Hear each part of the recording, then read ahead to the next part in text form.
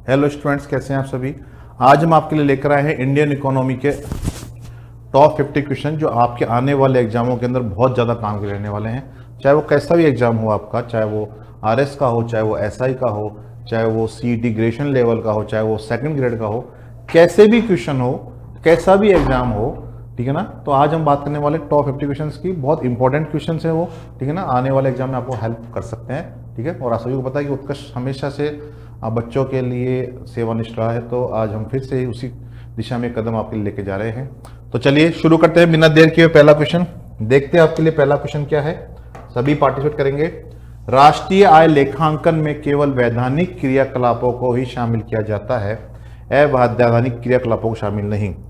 कारण, कथन कारण वाला क्वेश्चन है। कारण, दहेज, कालाधन, फिरौती, तस्करी, जुआ, रिश्वत इत्यादि गैर कानूनी क्रिया है तथा इन सब से उत्पन्न राशि अपराध की श्रेणी में आती है, जिससे राष्ट्रीय आय में शामिल नहीं किया जाता। देखिए, राष्ट्रीय आय, सबसे पहले तो बात करते हैं राष्ट्रीय आय क्या होती है। राष्ट्रीय आप सभी जानते हैं, एक देश में एक वर्ष की अवधि में अंतिम रूप से उत्पादित वस्तु सेवाओं के सकल मौद्रिक मूल्य को राष्ट्रीय आय कहते हैं। ये तो होती है राष्ट्रीय आय की परिभाषा। राष्ट्रीय आय में हमेशा वही उत्पादन शामिल किया जाता है जिसके बदले में सरकार को कोई उत्पादन कार्य प्राप्त हो रहा है। सरकार को कोई उत्पादन कार्य प्राप्त हो रहा है, वही शामिल किया जाएगा, ठीक है। निःशुल्क सेवाएं कभी भी राष्ट्रीय आय में शामिल नहीं की जाती है। निःशुल्क कार्य कभी भी राष्ट्रीय आय में शामिल नहीं किए जाते हैं, इसलिए हमारी पेंशन और हस्तांतरण भुगतान को कभी भी राष्ट्रीय आय में शामिल नहीं करते हैं। इसके अलावा जो गैर कानूनी गतिविधियां होती हैं, गैर कानूनी गतिविधियां, ठीक है ना, ये कभी भी शामिल नहीं होंगी राष्ट्रीय आय में। अब क्या बोल रहा है, केवल वैधानिक क्रियाकलाप, जिसके मतलब वैधानिक क्रिया का मतलब है जिसके लिए उत्पादन प्राप्त हुआ है, वो शामिल किया जाएगा, ठीक है ना। अवैधानिक है तो बिल्कुल सही कह रहे हैं, अवैधानिक क्रियाकलाप को शामिल नहीं किया जाता है, ठीक है ना। कारण क्या है साहब, दहेज, कालाधन, फिरौती, तस्करी, जुआ, रिश्वत इत्यादि, ये सब क्या है, गैर कानूनी क्रिया है। इन सब से उत्पन्न राशि अपराध श्रेणी में आती है, ठीक है ना। तो ये एकदम सही कह रहे हैं, ठीक है ना। कथन तो शामिल करते हैं, ठीक है, कथन भी सही है, कारण भी सही है, लेकिन जो यहाँ कारण है वो कथन की सही व्याख्या नहीं कर रहा है। तो हमारा आंसर क्या हो जाएगा बेटा, answer B is the correct answer. चलते हैं आगे अगले क्वेश्चन पे। जब सकल मौद्रिक राष्ट्रीय उत्पाद 65,000 करोड़ है और कीमत सूचकांक 125 है, तो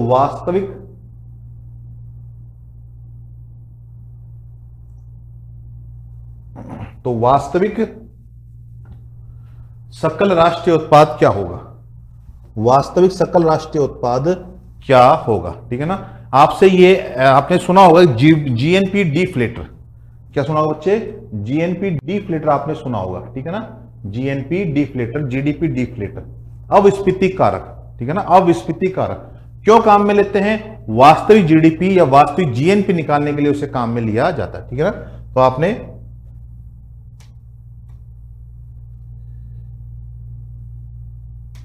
वास्तविक जीएनपी निकालने के लिए हम लोग क्या काम लेते हैं, जीएनपी अविस्फीति कारक, अविस्फीति कारक, ठीक है ना। जीएनपी डिफ्लेटर काम में लिया जाता है।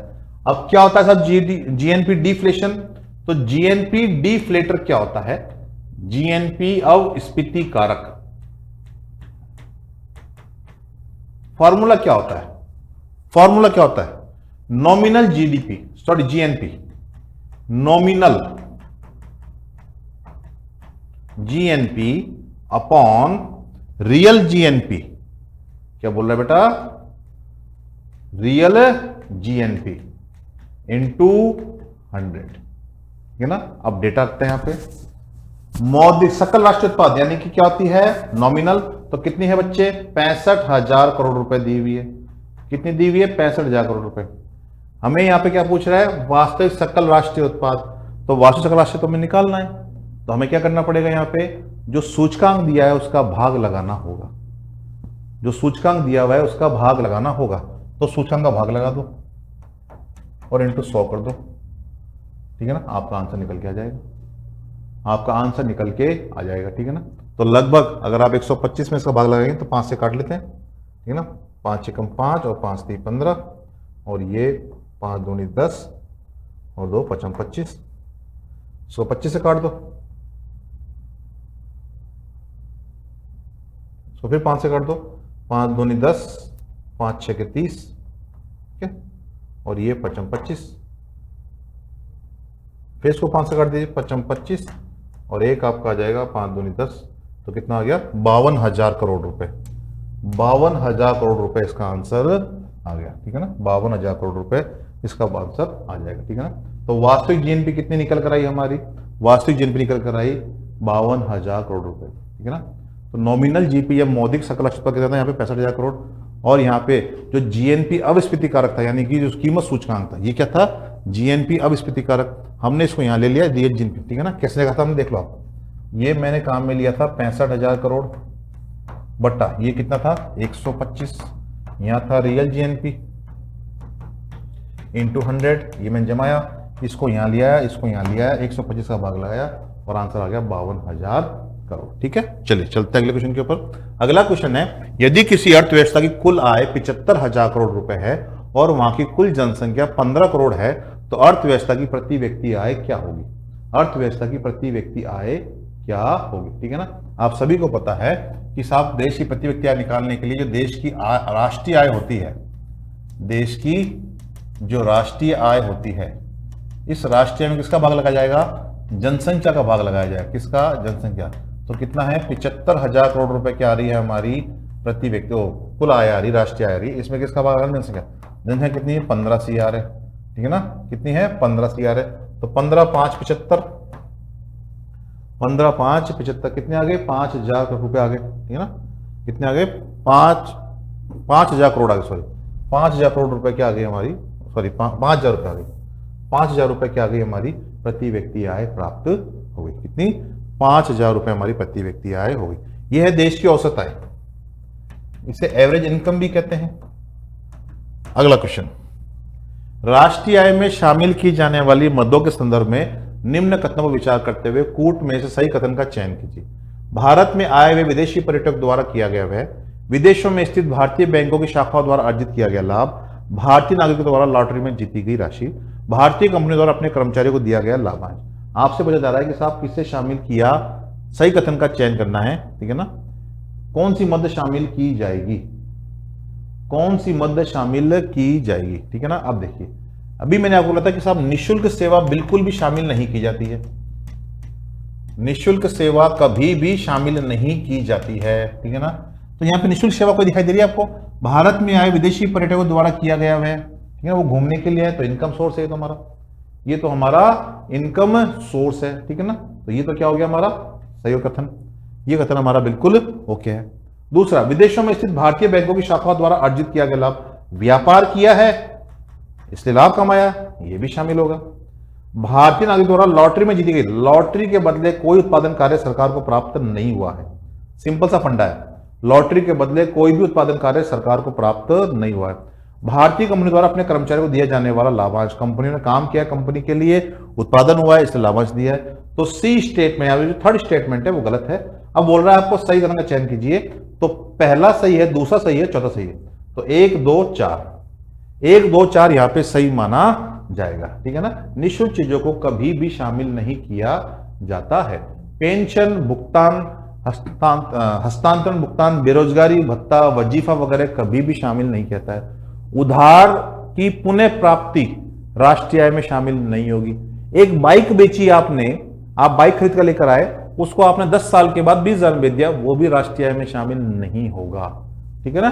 चलिए, कुल निजी उपभोग यानी कि सी, सरकारी उपभोग यानी कि जी, सकल घरेलू पूंजी निर्माण यानी कि इन्वेस्टमेंट, शुद्ध निर्यात यानी कि एक्स माइनस एम।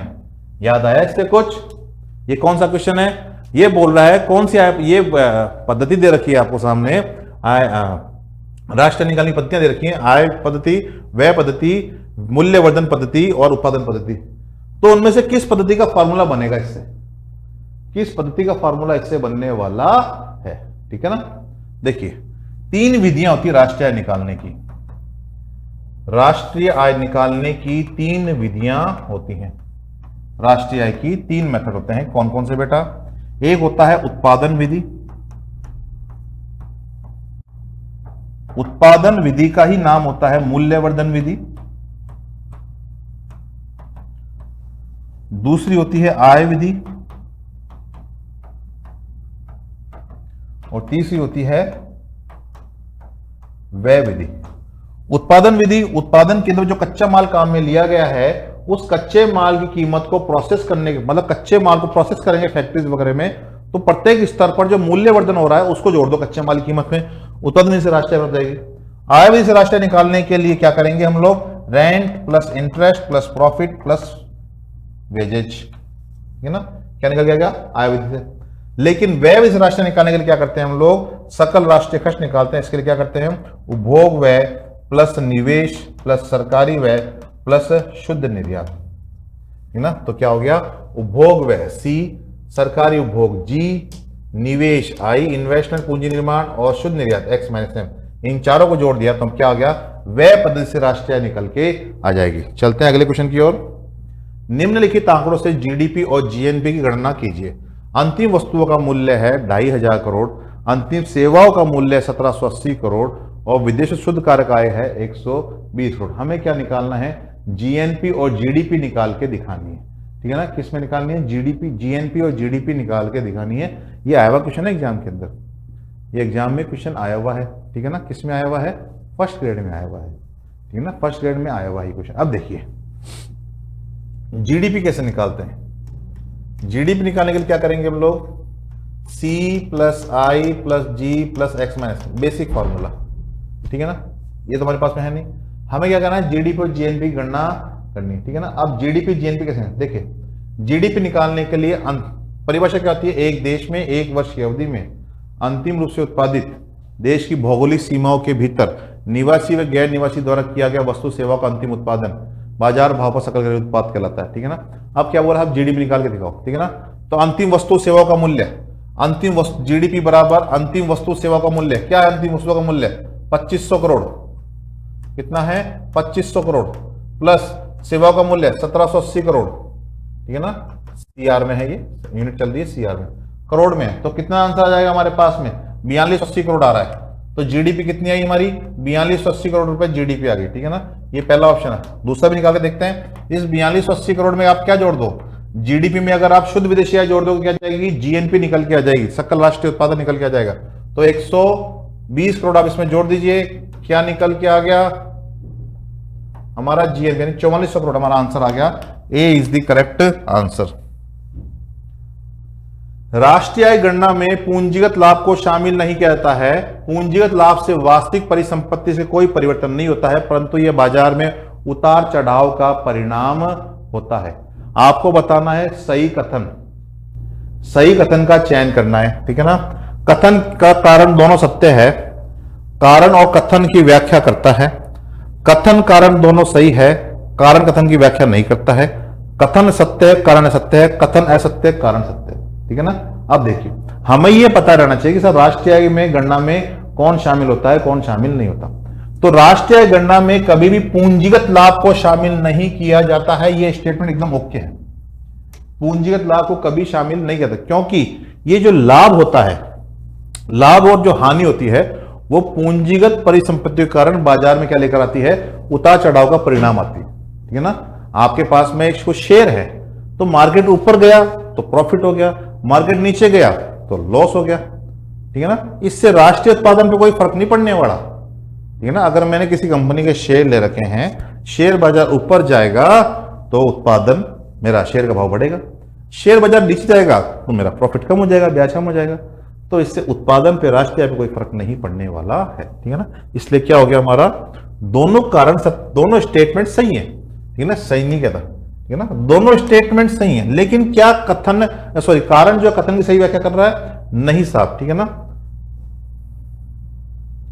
हाँ, कथन कारण दोनों सत्य है, कारण कथन की सही व्याख्या कर रहा है, ठीक है ना, नहीं पढ़ता सही कह रहा है, तो कारण कथन की सही व्याख्या कर रहा है, ठीक है।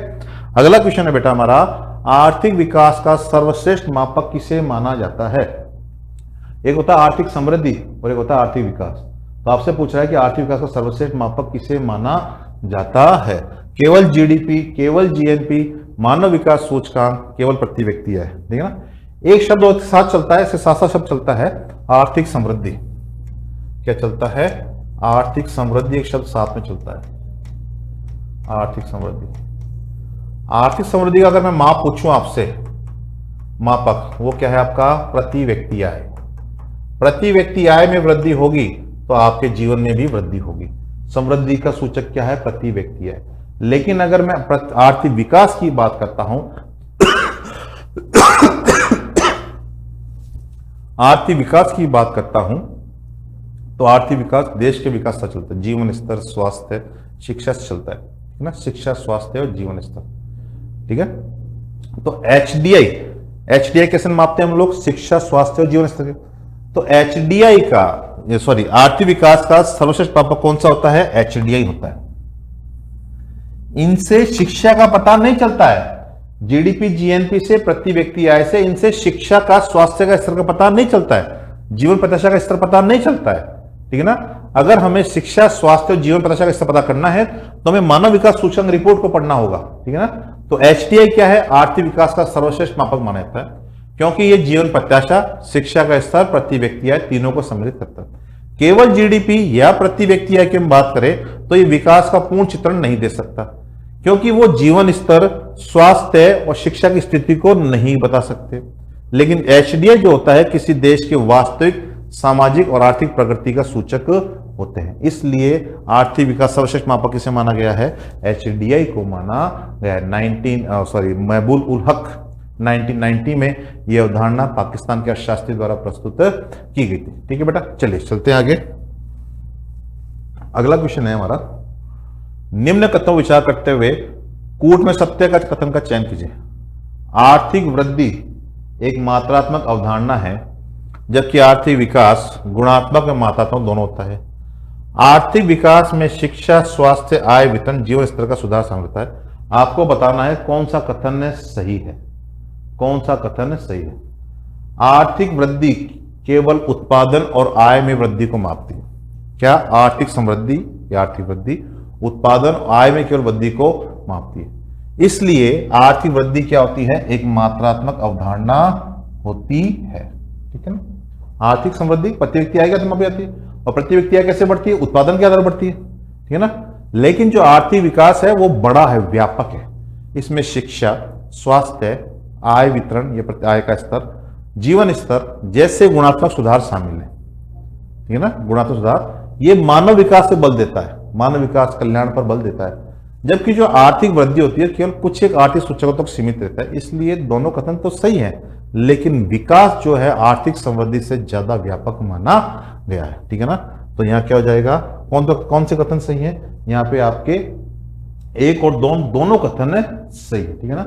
आर्थिक वृद्धि में मात्रात्मक उपाय है, केवल प्रति व्यक्ति आय, पर कैपिटा इनकम, लेकिन इसमें शिक्षा, स्वास्थ्य, आय, वेतन जो सबको मापा जाता है। तो सी इज द करेक्ट आंसर। चलिए देखते हैं अगला क्वेश्चन क्या है आपके लिए। एक केस स्टडी दी हुई है। केस स्टडी आरएस वगैरह में आजकल एसआई वगैरह के अंदर बहुत ज्यादा पूछी जा रही है, ठीक है ना। एक राज्य में जीडीपी की वृद्धि दर सामान्य थी, परंतु सरकार ने शिक्षा, स्वास्थ्य सेवा, पोषण तथा पेयजल पर भारी निवेश किया। इसके परिणाम स्वरूप बच्चों का पोषण स्तर बढ़ा, क्योंकि स्वास्थ्य सेवाएं दी हैं, ठीक है, और स्वास्थ्य सुविधाएं बेहतर हुई हैं। स्कूल ड्रॉप आउट कम हुआ है।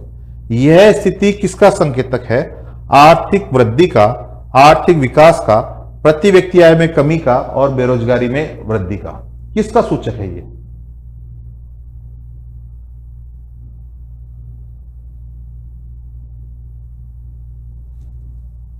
देखिए अभी आपको बताया आर्थिक वृद्धि एक व्यापक अवधारणा है जिसमें मानव जीवन स्तर जैसे शिक्षा, स्वास्थ्य सेवाएं, पेयजल वगैरह होती है, ये सारे गुणात्मक पहलू शामिल होते हैं, ठीक है ना। जीडीपी में वृद्धि हो कम हो, लेकिन मानव कल्याण में सुधार हुआ है, जो विकास का वास्तविक स्वरूप माना जाता है। इसलिए कहते हैं आर्थिक विकास आर्थिक समृद्धि से ज्यादा व्यापक है। आर्थिक विकास में सामाजिक प्रगति और जन कल्याण को प्राथमिकता प्रदान की जाती है, ठीक है ना। तो आपसे क्या पूछ रहा है? ये आर्थिक विकास का संकेत है। केवल आर्थिक वृद्धि तो बेटा पर कैपिटा इनकम में वृद्धि हो रही है, इसलिए आर्थिक समृद्धि है। प्रति व्यक्ति आय में कमी होगी तो बेटा शिक्षा नहीं आएगी आप घर के अंदर, स्वास्थ्य सेवा का विस्तार नहीं होगा, पोषण सेवा का विस्तार नहीं होगा, ठीक है ना। बेरोजगारी में वृद्धि तो पॉसिबल है ही नहीं, ठीक है ना। आंसर क्या होगा हमारा? B is the correct. Bharat में विस्तृत मुद्रा निम्न में से किन्हें शामिल किया था? जनता के पास करेंसी, व्यापारिक बैंकों के पास मांग जमा है, व्यापारिक बैंकों के पास समय जमा है, रिजर्व बैंक के पास अन्य जमा है। कथन का चयन कीजिए। देखिए आरबीआई के मुद्रा आपूर्ति के माप, आरबीआई के मुद्रा आपूर्ति के माप, आरबीआई की बात कर रहा हूं मैं ना, वैसे तो 5 होते हैं, वैसे तो नॉर्मली तो क्या होते हैं, 5 होते हैं, M0, M1, M2, M3, M4, लेकिन मैं आरबीआई के मुद्रा आपूर्ति की बात कर रहा हूं, तो आरबीआई के मुद्रा आपूर्ति के माप 4 होते हैं। कौन कौन से थे बेटा, M1, M2, M3 और M4, ये 4 माप होते हैं, ठीक है ना।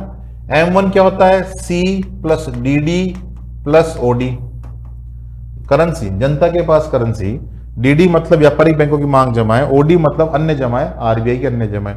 ये तो था M1। M2 निकालने के लिए M1 में क्या जोड़ दो, पोस्ट ऑफिस की बचत जमा जोड़ दो, पोस्ट ऑफिस की बचत जमा जोड़ दो, क्या निकल के जाएगा, M2। M3 निकालने के लिए M1 की जो राशि है इसमें व्यापारिक बैंकों की यानी कि कॉमर्शियल बैंकों की और कोऑपरेटिव बैंकों की समय अवधि समाओं को जोड़ दो, जो FD RD है उन्हें जोड़ दो, और M4 निकालने के लिए M3 प्लस पोस्ट ऑफिस के अन्य जमाएं,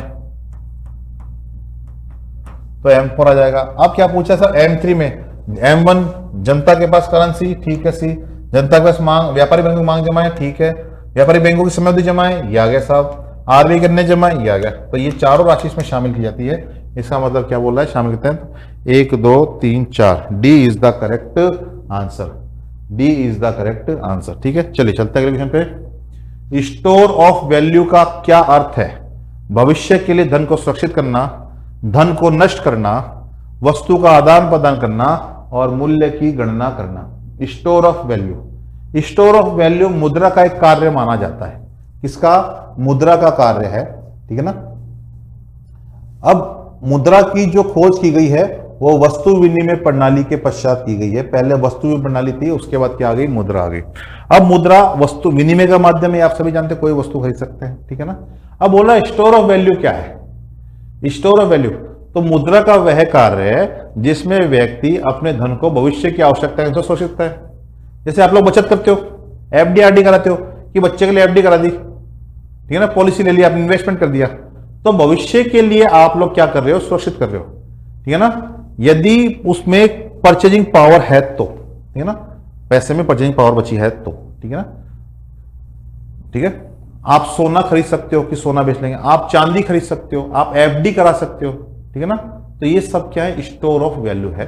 तो धन को भविष्य के लिए सुरक्षित करना स्टोर ऑफ वैल्यू कहलाता है। सभी करते हैं, सभी लोग करते हैं ये चीजें, ठीक है ना। निम्न में से कौन सा कार्य वाणिज्य बैंकों से संबंधित नहीं है, विदेशी विनिमय का प्रबंधन, भंडारों का प्रबंधन, जमाओं को स्वीकार करना, विदेशी व्यापार को वित्त पोषित करना और साख का सृजन करना वाणिज्य बैंकों से संबंधित नहीं है।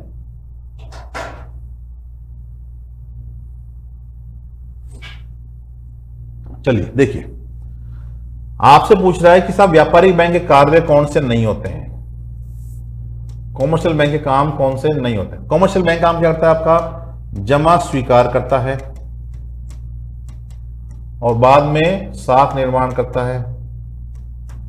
साख निर्माण लोन दे रहा है, मकान बनाने के लिए लोन, व्यापार करने के लिए लोन, दुकान खोलने के लिए लोन। तो देखिए, जमा स्वीकार कर ली और क्या कर दिया, विदेशी व्यापार वित्त पोषित, लोन दे दिया सका के नियमानुसार। साख का सृजन, साख निर्माण, साख सृजन एक ही बात है। विदेशी विनिमय भंडारों का प्रबंधन ये कौन करता है, ये आरबीआई करता है। ये काम किसका है, ये आरबीआई का काम, बच्चा किसका काम है, ये आरबीआई का कार्य है, ये आरबीआई के द्वारा किया जाता है, ठीक है ना। विदेशी मुद्रा भंडार कार्य, विदेशी मुद्रा आ गई, स्वर्ण आ गए, HDR आ गए, ठीक है ना, इन सबको शामिल किया जाता है। HDR क्या होता है, स्पेशल ड्राइंग राइट्स। ये किसकी मुद्रा है, IMF की मुद्रा है, जो आरबीआई द्वारा स्टोर की जाती है, ठीक है ना। तो A is the correct answer.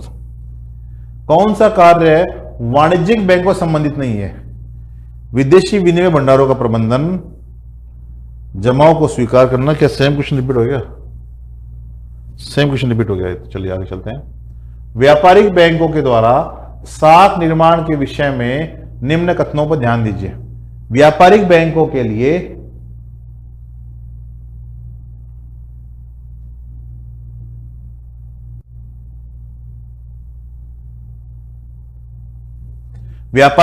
लिए न्यूनतम वैधानिक नगद आरक्षित आवश्यकता को कम करके केंद्रीय बैंक देश में साख निर्माण क्षमता को बढ़ाता है।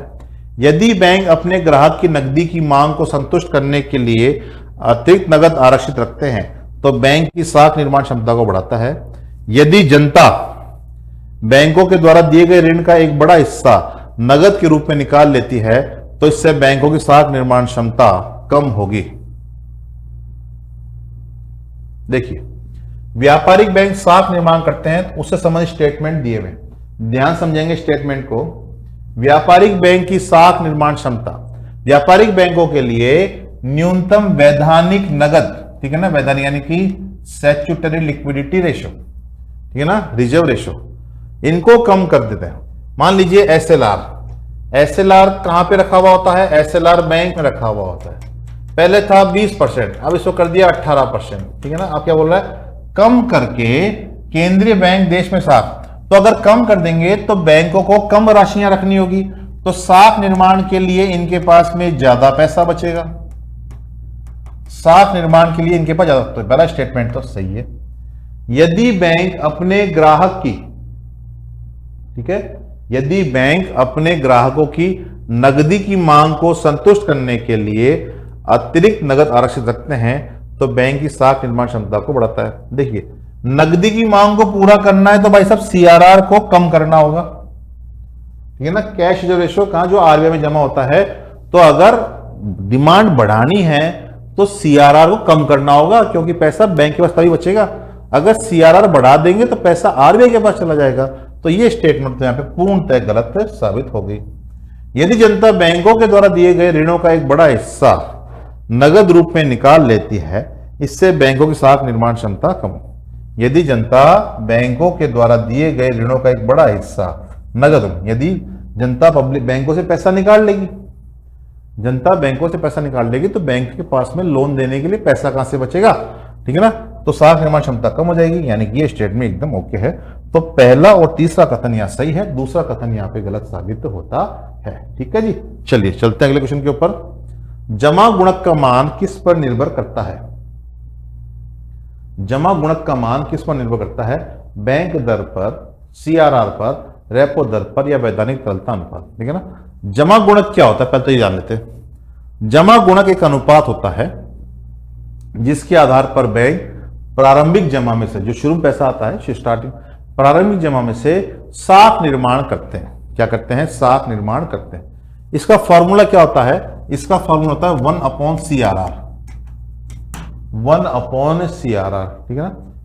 यदि सीआरआर अधिक है तो बैंकों को अधिक नगद राशि आरबीआई के पास में सुरक्षित रखनी होगी। यदि सीआरआर कम है तो बैंकों को लोन देने के लिए अधिक राशि प्राप्त होगी, यानी कि साख सृजन बढ़ जाएगा, साख निर्माण क्षमता बढ़ जाएगी। इसलिए जो हमारा जमा गुणक प्रत्यक्ष रूप से किस पर निर्भर करता है? सीआरआर पर। अगर सीआरआर बढ़ा देंगे तो साख निर्माण क्षमता कम हो जाएगी, सीआरआर कम कर देंगे तो साख निर्माण क्षमता बढ़ जाएगी। तो किस पर निर्भर करता है? सीआरआर के ऊपर ही निर्भर करता है। ठीक है, चलते हैं अगले क्वेश्चन की ओर। व्यापारिक बैंकों की साख निर्माण क्षमता के संदर्भ में निम्न कथनों पर विचार कीजिए। वैधानिक तरलता अनुपात में वृद्धि से बैंकों की ऋण देने की क्षमता घटती है। नगद निकासी की आदत बढ़ने पर साख गुणक का मान घट जाता है। साख निर्माण की प्रक्रिया केवल केंद्रीय बैंक द्वारा संचालित होती है। व्यापारिक बैंकों का इसमें कोई भूमिका नहीं होती है। आपसे क्या पूछ रहा है? आपसे सही कथन का चयन करने को बोल रहा है। देखिए, पढ़ते हैं कथन को। एसएलआर, स्टैट्यूटरी लिक्विडिटी रेशो, परिभाषा ध्यान सुनना, परिभाषा को ध्यान सुनना। सभी व्यापारिक बैंकों को अपनी कुल मांग जमा का एक निश्चित अनुपात नगद कोष अनुपात में रखी गई राशि के अलावा सोना, विदेशी मुद्रा, सरकारी प्रतिभूति या भारतीय मुद्रा के रूप में स्वयं के पास रखना आवश्यक है। एसएलआर कहलाता है। दूसरी परिभाषा, व्यापारिक बैंकों में रखी हुई वह राशि जिस पर कोई भी व्यापारिक बैंक साख निर्माण नहीं कर सकता, साख निर्माण नहीं कर सकता। तो मान लीजिए बैंक में रखा हुआ है एसएलआर 20 रखा हुआ है, 20% रखना जरूरी है, 20% रखना जरूरी है। अगर इसको 25% कर दे तो व्यापारिक बैंकों की साख निर्माण क्षमता क्या हो जाएगी? कम हो जाएगी, क्योंकि 5% एक्स्ट्रा रखना होगा। दूसरा, नगद निकासी की आदत बढ़ने पर साख गुणक का मान बढ़ जाता है, ठीक है ना। यदि आप बैंकों से पैसा ज्यादा निकालेंगे, ठीक है ना, बैंकों से पैसा ज्यादा निकालेंगे तो बैंक के पास में लोन देने के लिए पैसा ही नहीं बचेगा लाला। तो ये स्टेटमेंट भी सही है। साख निर्माण की प्रक्रिया केवल केंद्रीय, साख निर्माण भाई व्यापारिक बैंक करते हैं, केंद्रीय बैंक नहीं करते हैं। कौन करते हैं? व्यापारिक बैंक साख निर्माण करते हैं, केंद्रीय बैंक तो साख नियंत्रण करते हैं। क्या करते हैं? साख नियंत्रण करते हैं, ठीक है ना। तो ये स्टेटमेंट सिरे से ही खारिज की जाती है। पहला और दूसरा स्टेटमेंट यहां सही है। ए इज द करेक्ट आंसर। चलेंगे अगले क्वेश्चन की ओर। केंद्रीय बैंक द्वारा साख नियंत्रण के लिए प्रयोग किया जाने वाला मात्रात्मक उपकरण कौन सा है? आप सभी जानते हैं कि केंद्रीय बैंक क्या करता है? साख नियंत्रण करता है। क्या करता है लाला? साख नियंत्रण करता है ना। साख नियंत्रण कौन करता है? केंद्रीय बैंक करता है। कितने प्रकार से करता है साख नियंत्रण? साख नियंत्रण दो प्रकार से करता है। एक तो होता है मात्रात्मक उपाय,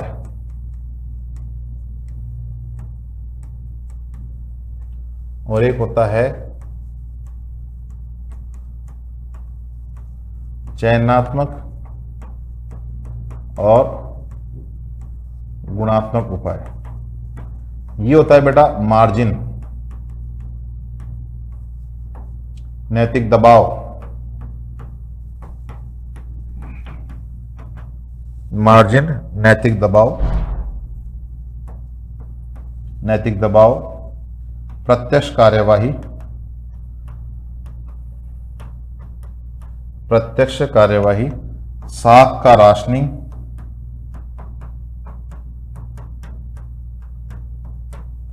और साख मापदंड का निर्धारण।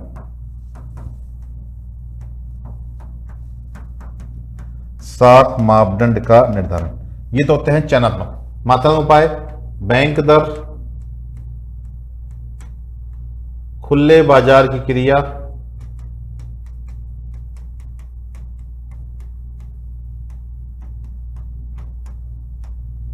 CRR, SLR, repo rate, reverse repo rate, standing deposit facility, स्थायी जमा सुविधा, और सीमांत स्थायी सुविधा MSF, मार्जिन स्टैंडिंग फैसिलिटी, ठीक है ना। अब बोल रहा है मात्रात्मक उपाय कौन सा है? नैतिक आग्रह चयनात्मक है, चयनात्मक साख नियंत्रण, ऋण नियंत्रण उसमें चयनात्मक गुणात्मक है, उपभोक्ता ऋण नियंत्रण चयनात्मक गुणात्मक, बैंक दर बेटा मात्रात्मक है। ये बनाया चार्ट, बैंक दर क्या है? मात्रात्मक है, ठीक है बेटे। अंतिम ऋणदाता के रूप में केंद्रीय बैंक की भूमिका क्या है? लेंडर ऑफ लास्ट रिसोर्ट, अंतिम बार जनता को ऋण देना, संकटग्रस्त बैंकों को आपात ऋण देना, केवल सरकार को ऋण देना, केवल विदेशी बैंक को ऋण देना। देखिए आरबीआई कुछ कार्य होते हैं, आरबीआई कुछ काम करता है, वो काम क्या क्या है वो देखते हैं। आरबीआई के कार्य, आरबीआई के कार्य देखिए दो काम है, एक तो है नोट निर्गमन और एक काम है सामान्य बैंकिंग कार्य। सामान्य बैंकिंग कार्य, अब ये कौन कौन से काम है वो देखो। सामान्य बैंकिंग कार्य देखिए, सरकार का बैंक,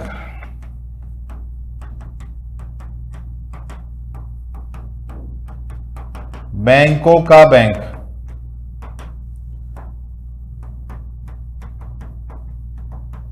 अंतर्राष्ट्रीय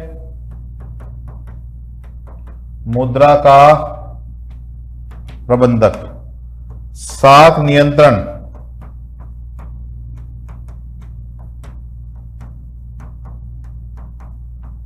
और मौद्रिक नीति निर्माता, ठीक है ना। अब बोला साहब काम बताओ, तो कौन सा काम आरबीआई करता है? अंतिम नेता के रूप में केंद्रीय बैंक की भूमिका क्या है? अंतिम जनता को ऋण देने का काम व्यापारिक बैंक का है। किसका है? व्यापारिक बैंक का है, आरबीआई का यानी केंद्रीय बैंक का नहीं है, यानी कि ये स्टेटमेंट तो गलत हो गई। केवल सरकार को ऋण देना, केवल सरकार को ऋण देना, केवल विदेशी बैंकों को ऋण देना। भाई सबको लोन देता है, सबको लोन देता है, सरकार को भी लोन देता है, विदेशी बैंकों को भी लोन देता है, ठीक है ना, जो विदेशी बैंक हमारे यहाँ काम करते हैं उनको भी लोन देगा, लेकिन बोल रहा है अंतिम ऋणदाता के रूप में, ठीक है ना। तो अंतिम ऋणदाता के रूप में आरबीआई व्यापारिक बैंकों को सहायता करता है जब बैंकों को जरूरत पड़ती है, तो संकटग्रस्त बैंकों को आपातकालीन ऋण देना। तो B is the correct answer. अगला है, निम्न में से किन दो पदाधिकारियों की नियुक्ति वर्ष 2025 में भारतीय रिजर्व बैंक द्वारा आरबीआई के उप गवर्नर के पद पर की गई है? Doctor Poonam Gupta, Shirish Chandra Murmu, Swaminathan Janaki Raman, T Ravishankar, doctor Poonam Gupta, Shirish Chandra Murmu, Swaminathan Janaki Raman. Swaminathan Janaki Raman 2023 में एसबीआई से अपॉइंट किए गए थे। कहां से? एसबीआई से, ठीक है ना। देखिए उप गवर्नर जो होते हैं वो 4 होते हैं आरबीआई के अंदर, 4 उप गवर्नर। 2 तो आते हैं बेटा आरबीआई से, एक होती है अर्थशास्त्री और एक राष्ट्रीयकृत बैंकों से। कहां से? राष्ट्रीयकृत बैंक से। अब देखिए अभी जो आरबीआई से बैठे हुए कौन कौन है वो देखिए, एम राजेश्वर राव। कौन है? एम राजेश्वर राव।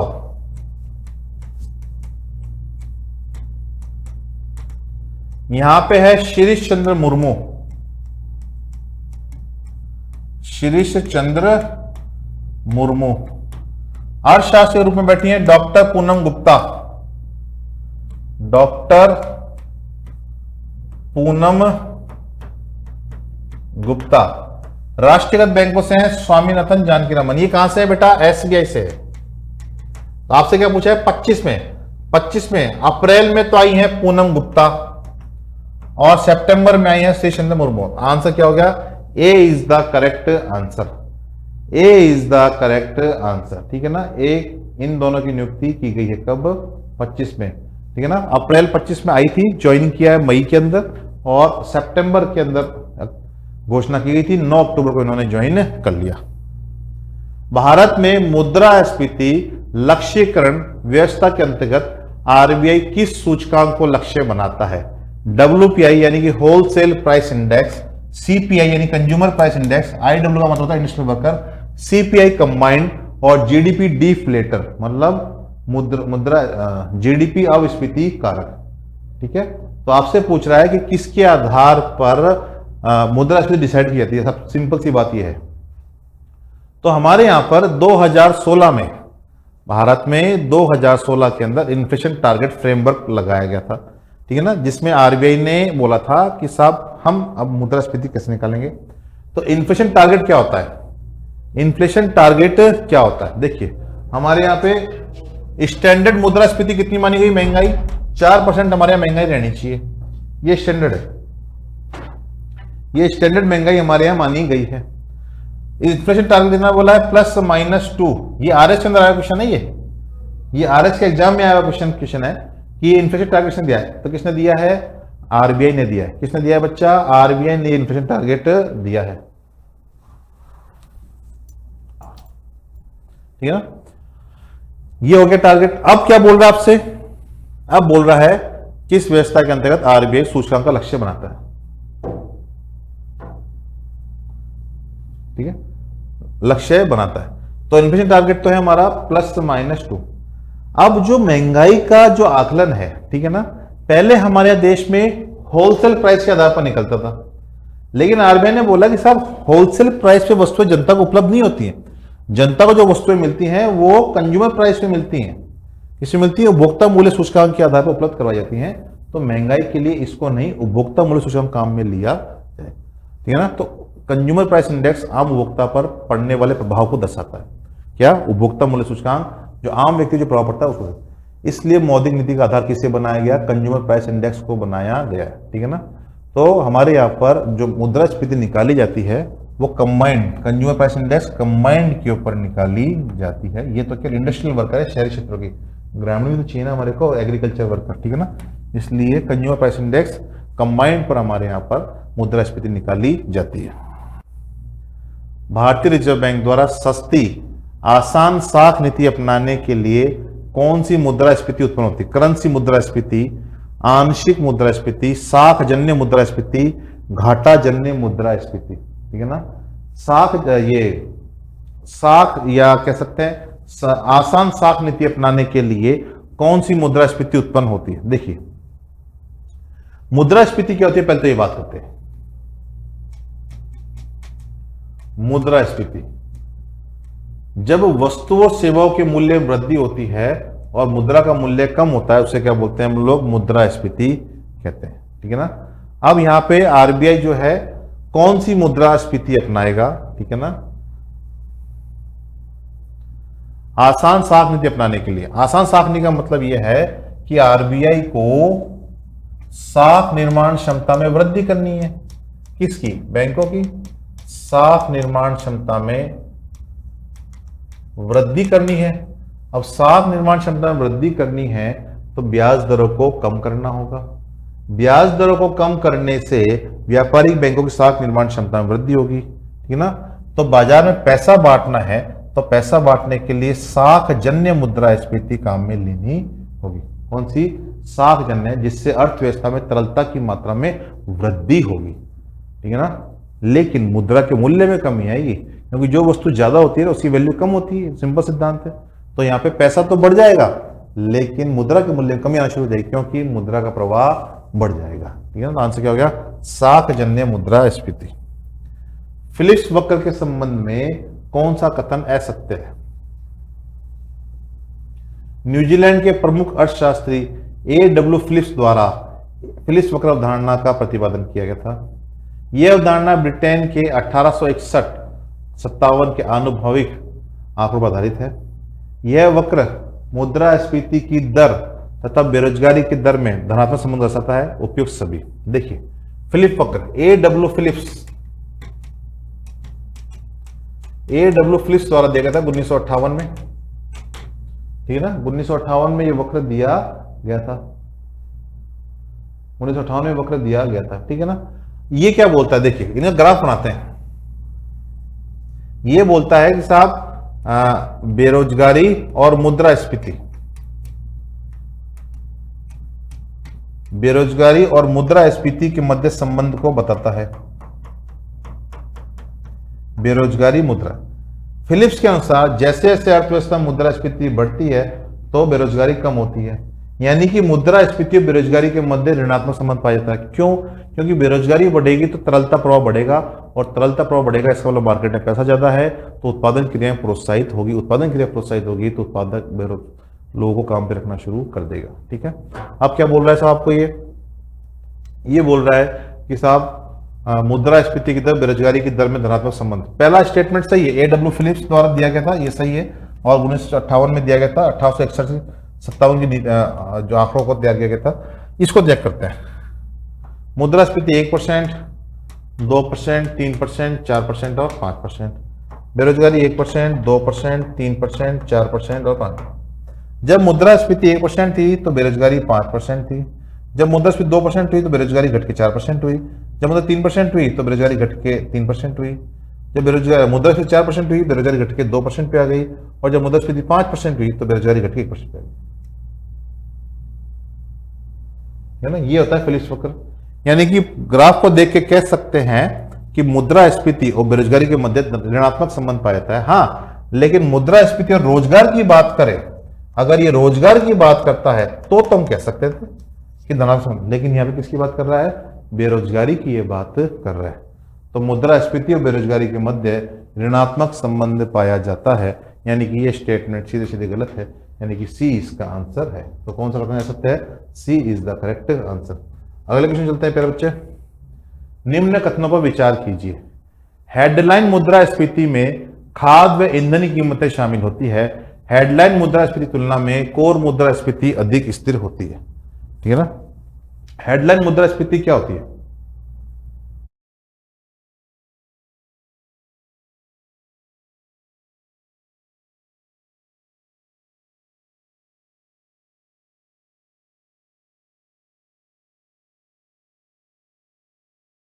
क्वेश्चन है हमारा, हेडलाइन मुद्रास्फीति में खाद्य व ईंधन की कीमतें शामिल होती है।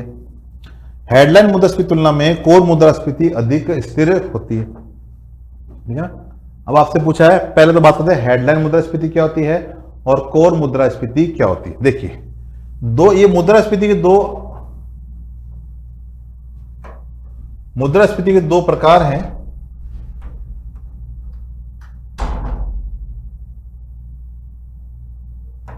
मुद्रा दो प्रकार है, एक तो है हेडलाइन मुद्रास्फीति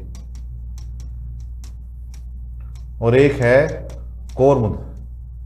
हेडलाइन मुद्रास्फीति हेडलाइन मुद्रास्फीति जो होती है, इसमें अर्थव्यवस्था में चल रही सभी वस्तुएं, अर्थव्यवस्था में चलने वाली सभी वस्तुएं, हर चीज, जैसे खाद्यान्न और ईंधन को भी शामिल है, जबकि नॉर्मली खाद्यान्न और ईंधन अस्थिर घटक होते हैं। ठीक है ना, इन्हें कभी मुद्रास्फीति में शामिल नहीं करते हैं, लेकिन हेडलाइन में शामिल किया गया। ठीक है ना, हेडलाइन में शामिल किया गया। ठीक है, अब बोल रहा है हेडलाइन मुद्रास्फीति की तुलना में कोर मुद्रास्फीति अधिक अस्थिर होती है। ठीक है ना, हेडलाइन मुद्रास्फीति की तुलना में कोर मुद्रास्फीति क्या होती है, अधिक अस्थिर होती है। ठीक है, तो यहां पे क्या बोल रहा है, हेडलाइन मुद्रास्फीति में खाद्य शामिल है, बिल्कुल शामिल है। अब अधिक भाई अस्थिर कैसे होगी, अस्थिरता वाली चीजें तो यहां है। पेट्रोल का उत्पादन आज कम हो जाएगा तो पेट्रोल महंगा हो जाएगा, क्रूड ऑयल का उत्पादन कम होगा तो पेट्रोल महंगा हो जाएगा, खाद्यान्न उत्पादन कम होगा तो खाद्यान्न महंगा हो जाएगा, ज्यादा होगा तो उत्पादन कीमतें सस्ती हो जाएंगी, कम हो जाएंगी। तो पहला स्टेटमेंट सही है। तो अस्थिरता तो यहां है। हेडलाइन मुद्रास्फीति तुलना में कोर मुद्रा अधिक अस्थिर होती है, नहीं भाई, स्थिरता होती है, क्योंकि कोर मुद्रास्फीति के अंदर खाद्यान्न प्लस ईंधन को शामिल नहीं किया जाता है, खाद्यान्न व ईंधन को शामिल नहीं किया जाता है, इन्हें बाहर रखा जाता है। ठीक है ना, ताकि दीर्घकालीन प्रवृत्ति का आकलन किया जा सके, दीर्घकालीन मुद्रास्फीति दर को निकाला जा सके। तो दूसरा स्टेटमेंट यहां पे गलत है, ये स्टेटमेंट यहां पे पूर्णतः गलत है। आंसर हो जाएगा सेकंड ओनली, सॉरी, ठीक है ना, कौन सा गलत, फर्स्ट ओनली, ये गलत स्टेटमेंट है। ठीक है ना, ये गलत स्टेटमेंट। अगले चलते हैं, अगले क्वेश्चन पे। 8वें वेतन आयोग के गठन पर विचार करते समय यह प्रस्ताव रखा गया कि वेतन संरचना में ऐसे समायोजन किए जाएं जिनसे कर्मचारियों पेंशन भोगी आय बढ़ती है, उपभोक्ता की कीमतों के प्रभाव से सुरक्षित रह सके। आय बढ़ती, उपभोक्ता कीमतों के प्रभाव से सुरक्षित। इस उद्देश्य से वेतन पुनरीक्षण को मूल्य सूचकांकों में होने वाले परिवर्तनों से जोड़ने पर बल दिया गया है, ताकि समय के साथ वास्तविक क्रय शक्ति में शरण न हो। उपरोक्त के स्टडी के आधार पर 8वें वेतन आयोग के अंतर्गत वेतन पुनरीक्षण का प्रमुख आर्थिक तर्क क्या होता है? कर्मचारियों की वास्तविक आय में स्वतः वृद्धि करना, मुद्रास्फीति के प्रभाव को संतुलित कर वास्तविक आय की रक्षा करना, निजी क्षेत्र के वेतन स्तर से प्रतिस्पर्धा करना, सरकारी व्यय को दीर्घकाल में कम करना। ठीक है ना, अब ये केस स्टडी दी है, केस स्टडी करके हमें क्या बताना है कि आंसर देना है, क्यों किया गया है ये। ठीक है ना, ये दोबारा से रिवाइज क्यों किया गया है। ठीक है ना, पहला है कर्मचारी की वास्तविक आय में तो वृद्धि होगी, पे कमीशन लग रहा है तो आपका फिटमेंट लागू हो रहा है, नया नया आपकी सैलरी तो बढ़ेगी। ठीक है ना, तीसरा स्टेटमेंट दिया है निजी क्षेत्र के वेतन स्तर से प्रतिस्पर्धा। भाई अभी हाल फिलहाल में आज की तारीख में देखा था, 6ठे वेतन आयोग के बाद में सरकारी सेक्टर में सैलरी ज्यादा है, प्राइवेट में सैलरी कम हो रखी है। दूसरा है सरकारी व्यय को दीर्घकाल में कम करना। ठीक है ना, और तो यहां बोल रहा है आपको कि कर्मचारी की वास्तविक आय वृद्धि करना, ये बिल्कुल सही है। अब यहां पे देखो, उपभोक्ता कीमतों के प्रभाव से सुरक्षित रह सके, तो यहाँ पे मुद्रास्फीति के प्रभाव संतुलित करके वास्तविक आय में जो महंगाई चल रही है ना बेटा, उस महंगाई का प्रभाव आपके ऊपर ज्यादा ना पड़े, इसलिए क्या बोला इन्होंने कि मुद्रास्फीति प्रभाव को संतुलित कर वास्तविक आय की रक्षा करना, ताकि हमें वास्तव में महसूस हो कि हमारी इनकम में वृद्धि हुई है। आपने इनकम तो बढ़ा दी, लेकिन यहां मुद्रास्फीति कंट्रोल नहीं किया, उसके प्रभाव को हमारे पर लागू रहे, तो हमारी इनकम पे कोई असर नहीं पड़ा है, हमारी इनकम वास्तविक आय में कोई परिवर्तन नहीं हुआ है। ठीक है ना, तो वास्तविक आय की रक्षा करने के लिए आपको यह महसूस हो कि हमारी इनकम वास्तव में वृद्धि हुई है, तो मुद्रास्फीति प्रभाव को नियंत्रित करना जरूरी है। ठीक है ना, तो B is the correct answer. और आपके लिए अब एक छोटी सी सूचना है, सूचना यह है कि क्या चल रहा है, उत्कर्ष लेकर आया आपके लिए होली हंगामा ऑफर। कब से कब तक? 25 फरवरी से 6 मार्च तक ये ऑफर है, जिसमें उत्कर्ष ऐप में राजस्थान भर्ती के सभी ऑनलाइन कोर्सेज पे आपको 90% तक की छूट प्रदान की जाएगी। ठीक है ना, साथ में आपको 6 महीने की एक्स्ट्रा कोर्स वैलिडिटी प्रदान की जाएगी। कोर्स की वैधता बढ़ाने के बढ़ाने पर अगर आप एक्सटेंशन लेते हैं, कोर्स को एक्सटेंड लेते हैं, तो आपको 25% का एक्स्ट्रा डिस्काउंट आपको दिया जाएगा। तो बिना देर करने की आवश्यकता नहीं है। कहीं होली खेलने के चक्कर में आप भूल जाओ कि सब रंग लगाने जाना है, गली में एक लड़के को नया नया लड़का है या कोई हमारी पुराने दोस्त आया है आई है, उसको रंग लगाने चले जाओ, तो रंग लगाने के चक्कर में कहीं भूल जाओ ऑफर, तो भाई ये ऑफर निकल जाएगा। ठीक है ना। ऑफर को प्राप्त करने के लिए जल्द से जल्द एनरोल कीजिए। क्या है, आपको इतना बड़ा डिस्काउंट मिल रहा है, ये शायद हर कोई आपको नहीं दे पा रहा। जो हमारे ये निर्मल सर की ही मतलब बच्चों के जो कहते हैं कि निर्मल सर हमेशा बच्चों के साथ खड़े रहे, इसलिए ये इतना बड़ा डिस्काउंट आप लोगों के लिए लेकर आए। चलिए चलते हैं आगे क्वेश्चन के ऊपर। कथन है भारत वैश्विक स्तर पर मूल्य के आधार पर दूसरा सबसे बड़ा कृषि उत्पादक है।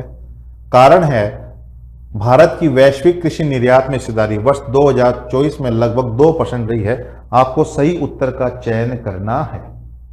आपको सही उत्तर का चयन करना है। ठीक है। तो आप जानते हैं कि हम लोग लगभग हर चीज में लीड कर रहे हैं। आज की तारीख में भारत विश्व में वैश्विक स्तर पर दूसरा सबसे बड़ा कृषि उत्पादक है। कोई सा भी चीज उठा के देख लो आप, चाहे फल ले लो, चाहे अनाज ले लो, चाहे सब्जी ले लो, लगभग हर चीज के अंदर लीड कर रहे हैं। ठीक है ना। और वर्ष 2000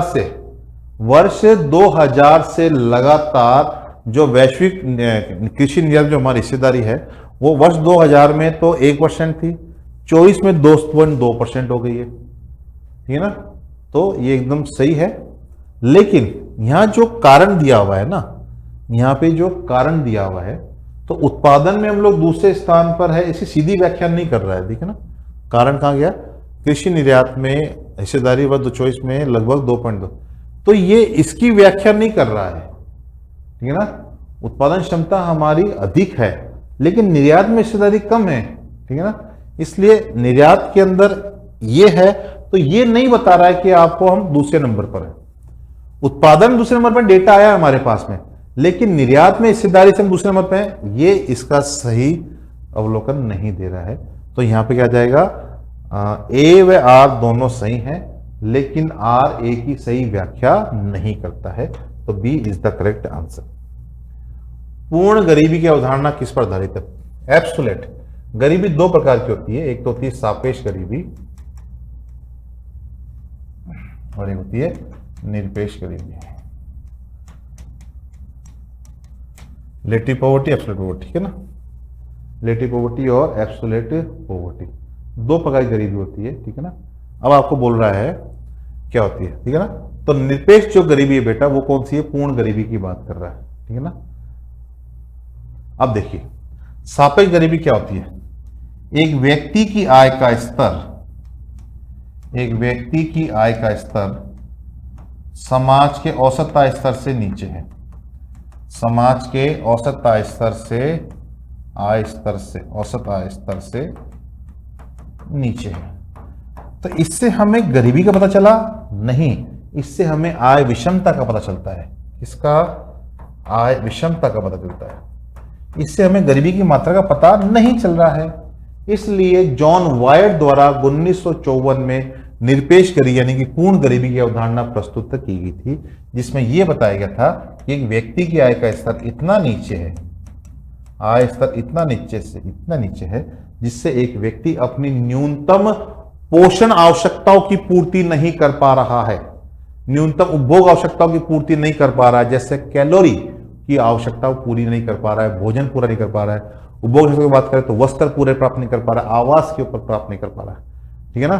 तो अगर वो इन्हें प्राप्त नहीं कर पा रहा है, खासकर कैलोरी, तो शरीर में आवश्यक ऊर्जा की कमी रह जाती है। ऊर्जा की कमी रह जाएगी यानी कैलोरी कमी है, इसलिए गरीबी को कैलोरी के आधार पर मापा जाता है। ठीक है ना। चलिए तो आंसर क्या हो जाएगा? न्यूनतम निर्वाह स्तर, न्यूनतम उपभोग आवश्यकता को पूरा नहीं कर पा रहा है, न्यूनतम पोषण आवश्यकता पूरा नहीं कर पा रहा है, तो क्या हो जाएगा? न्यूनतम निर्वाह स्तर।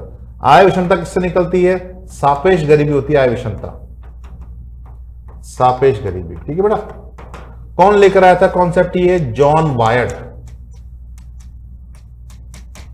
1954। ये कौन थे? फाओ, फूड एंड एग्रीकल्चर ऑर्गेनाइजेशन के महानिदेशक थे।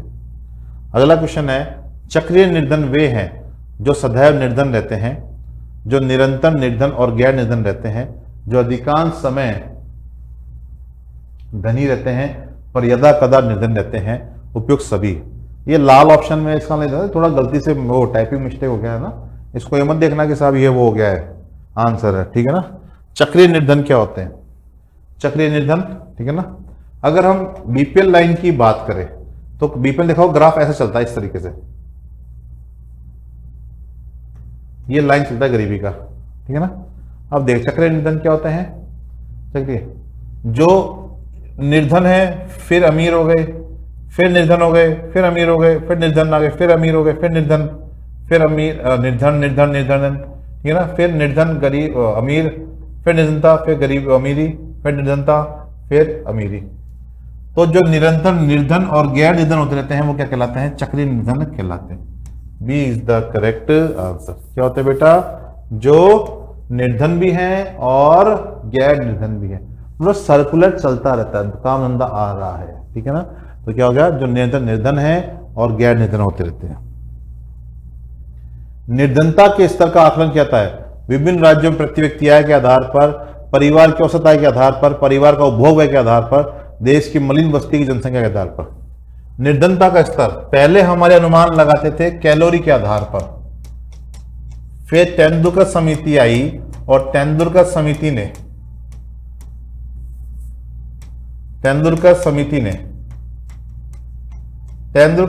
ने खाद्यान्न के अलावा 6 वस्तुएं, खाद्यान्न प्लस 6 वस्तुएं तथा न्यूनतम उपभोग व्यय, प्रति माह न्यूनतम उपभोग व्यय परिवार के लिए 2011 की अगर रिपोर्ट की बात करूं तो इन्होंने बताया यदि कोई व्यक्ति शहरी क्षेत्र में रहता है और 1000 रुपए प्रति माह न्यूनतम उपभोग व्यय कर रहा है और ग्रामीण क्षेत्र में रहता है और 816 रुपए न्यूनतम उपभोग व्यय कर रहा है तो गरीबी रेखा से ऊपर माना जाएगा। ये तेंदुलकर समिति की रिपोर्ट थी, ठीक है ना। तो क्या हो गया? परिवार का उपभोग व्यय के आधार पर, ठीक है ना। रंगराजन समिति ने भी रिपोर्ट ऐसी बनाई थी, रंगराजन समिति ने भी रिपोर्ट इसी तरीके से बनाई थी, ठीक है ना। तो सी इज द करेक्ट आंसर, ठीक है। चलते हैं अगले क्वेश्चन के ऊपर। राष्ट्रीय बहुआयामी गरीबी सूचकांक एनएमपीआई के लिए नोडल एजेंसी के रूप में कार्यरत है। राष्ट्रीय बहुआयामी गरीबी सूचकांक, ठीक है ना। सबसे पहले यूएनडीपी द्वारा एमपीआई यानी कि multi dimensional poverty index present किए गए थे। अगर बात करूं मैं भारत की तो भारत में नीति आयोग इसे फॉलो करने लगा है। एनएमपीआई कितने राष्ट्रीय बहुआयामी गरीबी सूचकांक आ चुके हैं हमारे यहां पर? तो एनएमपीआई 1, एनएमपीआई 2 और अब एनएमपीआई 3 की तैयारी हो रही है। एनएमपीआई 1 2015 से 16 के लिए, जिसमें भारत में गरीबी आई थी 24.85%। एनएमपीआई 2 में 2019-21 के लिए, जिसमें गरीबी आई 14.96%। और अब आ रहा 2022-23 रिपोर्ट चर्चा पत्र जारी हो चुकी है, रिपोर्ट नहीं आई है, 11.28%। ना कौन जारी कर रहा है वर्तमान में भारत में? नीति आयोग जारी करता है। कौन करता है बेटा? नीति आयोग जारी करता है। विदेशी विभाग विदेशी व्यापार विदेश नीति बनाता है, ठीक है ना। स्किल्स प्रोग्राम इस कौशल विभाग लेकर आया। तो D is the correct answer. चलते हैं अगले क्वेश्चन की ओर। भारत में ग्रामीण निर्धनता का आधारभूत कारण क्या है? भारत में ग्रामीण निर्धनता का आधारभूत कारण क्या है?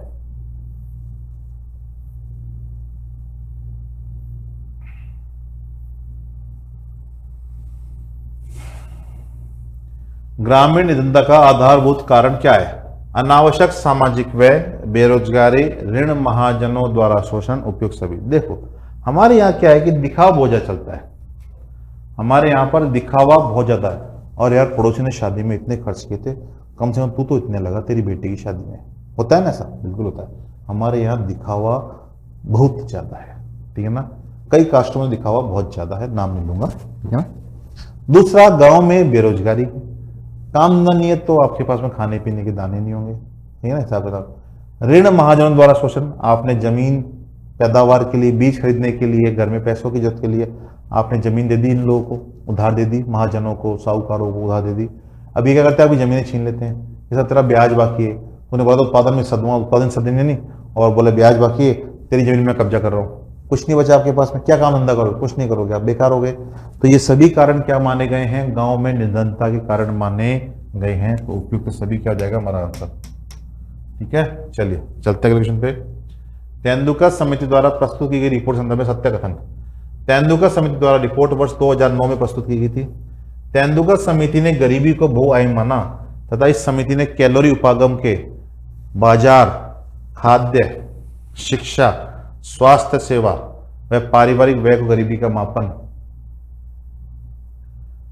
का आधार माना है। तेंदुलकर समिति के अनुसार भारतीय ग्रामीण क्षेत्रों में गरीबी रेखा रुपए 816 रुपए प्रति व्यक्ति, जबकि शहरी क्षेत्र के लिए गरीबी रेखा 1000 रुपये प्रति व्यक्ति उपयुक्त सभी। हमें क्या छांटना है? हमें सत्य कथन की खोज करनी है। तो देखते हैं, सत्य की खोज करते हैं।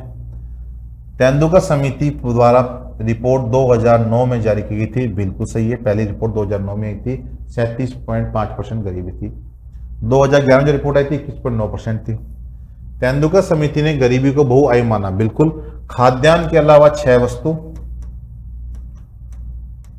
खाद्यान्न के अलावा 6 वस्तु प्लस प्रतिमाह उपभोग व्यय हो गई, 2 आयाम हो गए। ये लो सब सही है। खाद्यान्न के अलावा 6 वस्तु, ठीक है ना। शिक्षा, स्वास्थ्य और बुनियादी आवास, महिलाओं के लिए काम, महिलाओं के लिए नाम। तेंदुलकर समिति के अनुसार भारतीय ग्रामीण क्षेत्रों में 816 रुपए प्रति व्यक्ति, शहरी क्षेत्रों के लिए गरीब रेखा का 1000 रुपये। 2011 में जो रिपोर्ट आई थी उसमें बोला गया था प्रतिमाह उपभोग में बढ़ा दिया गया था। गांव में रहता है 816 रुपये ज्यादा खर्च कर रहा है तो गरीब रेखा से ऊपर माना जाएगा। अगर शहरी क्षेत्र में 1000 रुपये से खर्च कर रहा है तो वो शहरी क्षेत्र की गरीब रेखा से ऊपर माना जाएगा, ठीक है ना। गठन की बात करूं, 2004-5 में गठन किया गया था, ठीक है। तो ये सारे कथन क्या है? एकदम सही हैं। ये सब कथन क्या है? एकदम ओके हैं। भारत में प्रच्छन्न बेरोजगारी का सबसे उपयुक्त उदाहरण कौन सा है? किसी कारखाना में तकनीकी खराबी के कारण श्रमिकों को काम न मिलना, एक खेत में आवश्यकता से अधिक श्रमिकों कार्य करना जिनकी सीमांत उत्पादकता 0 हो, पढ़े लिखे युवाओं को उनकी योग्यता के अनुरूप नौकरी न मिलना और मौसमी उद्योगों में वर्ष के कुछ महीनों में काम न मिलना। प्रच्छन्न बेरोजगारी क्या होती है? पहले डिस्गाइज्ड अनएम्प्लॉयमेंट, ठीक है ना। पहली परिभाषा ध्यान से, ऐसी अवस्था जिसमें व्यक्ति काम में तो लगा हुआ दिखाई देता है लेकिन यदि उन्हें कार्य से निकाल दिया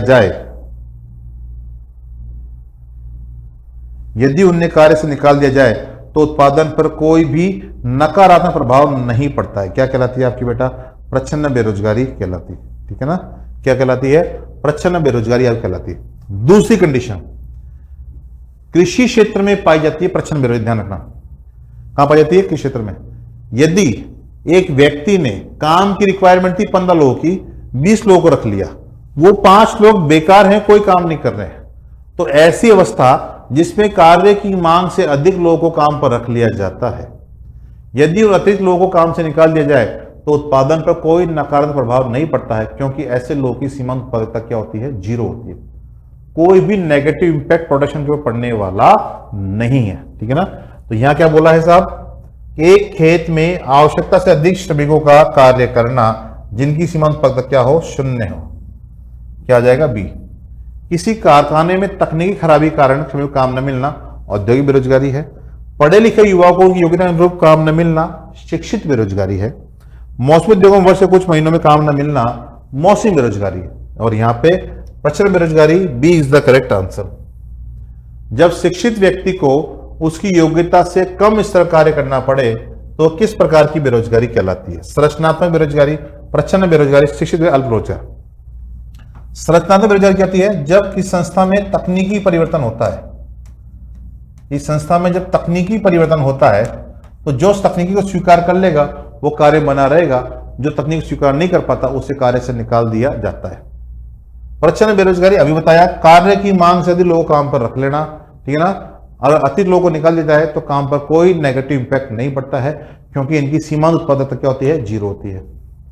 शिक्षित बेरोजगारी, डिग्री ले ली पीजी की, तैयारी कर रहे हो एलडीसी की या 4th ग्रेड की, ठीक है ना। डिग्री किसकी है? पीजी की।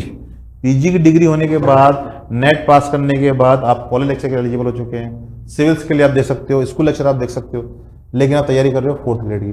4th ग्रेड नौकरी लग भी गई तो आप क्या कहलाओगे? शिक्षित बेरोजगार कहलाओगे। एलडीसी लग गए तो भी शिक्षित बेरोजगार कहलाओगे। तो आपको आपकी शैक्षणिक योग्यता के अनुसार रोजगार प्राप्त नहीं हुआ है। आंसर क्या हो जाएगा? शिक्षित।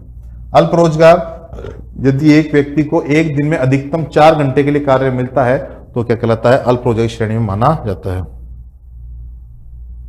भारत में आवधिक श्रम बल सर्वेक्षण के आंकड़े कौन जारी करता है?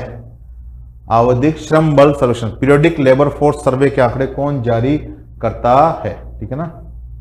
तो भाई भारत में जो ये PLFS है, पीरियोडिक लेबर फोर्स सर्वे, इसकी शुरुआत ही 2017 में हुई है। कब हुई है? 17 में।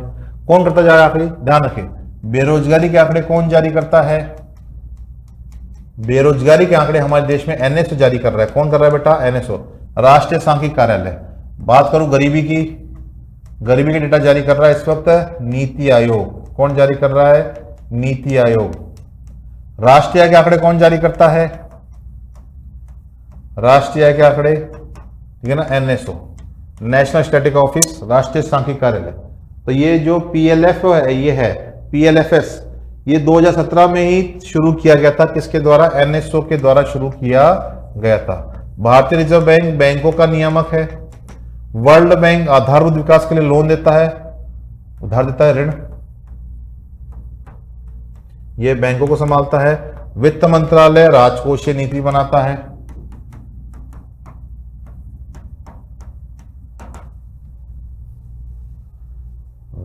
VBG रामजी एक्ट 25 के अंतर्गत ग्रामीण रोजगार व्यवस्था के संदर्भ में निम्न कथनों में कौन सा कथन सही है?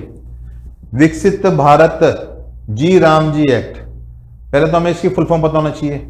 VBG रामजी शॉर्ट है ना, तो विकसित भारत तो लिखा हुआ बेटा,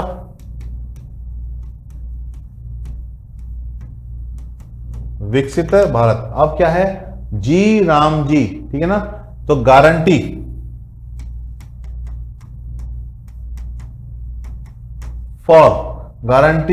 for employment and livelihood mission, ठीक है ना। इसके लिए हो जाएगा रोजगार व आजीविका के लिए, रोजगार व आजीविका के लिए।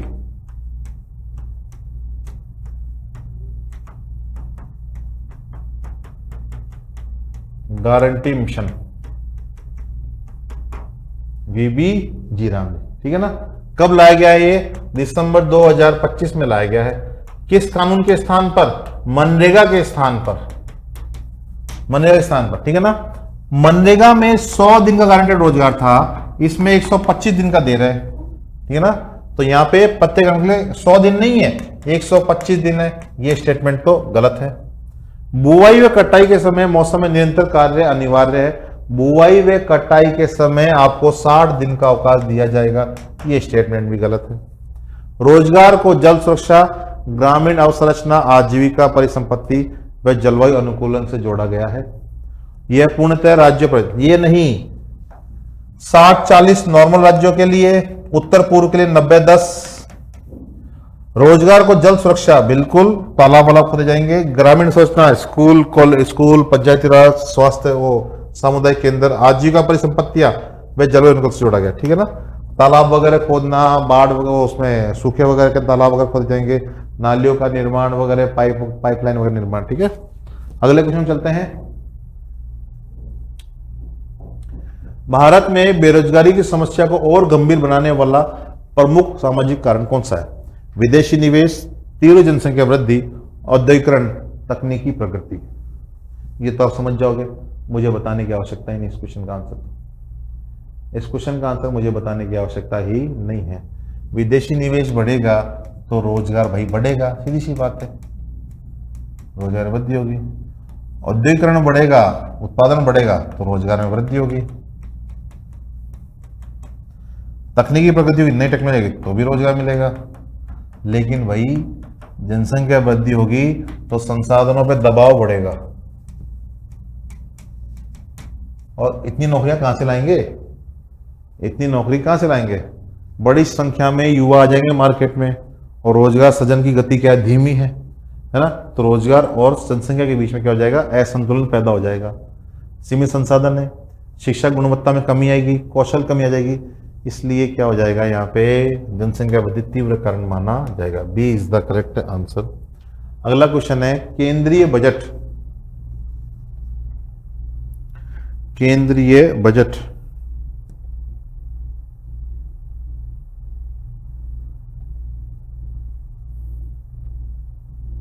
केंद्रीय बजट 2026-27 में कुल कितने प्रमुख कर्तव्य निर्धारित किए गए हैं?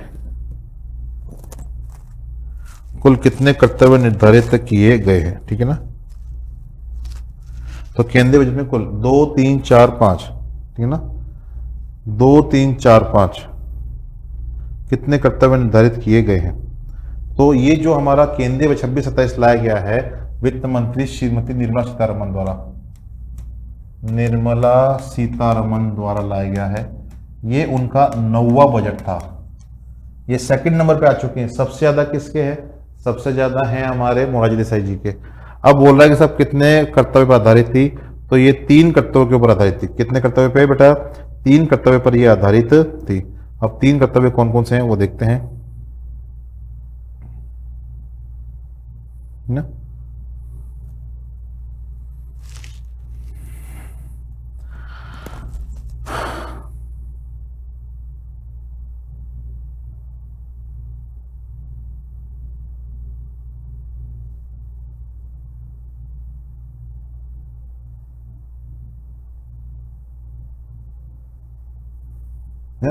हाँ, पहला कर्तव्य है आर्थिक वृद्धि।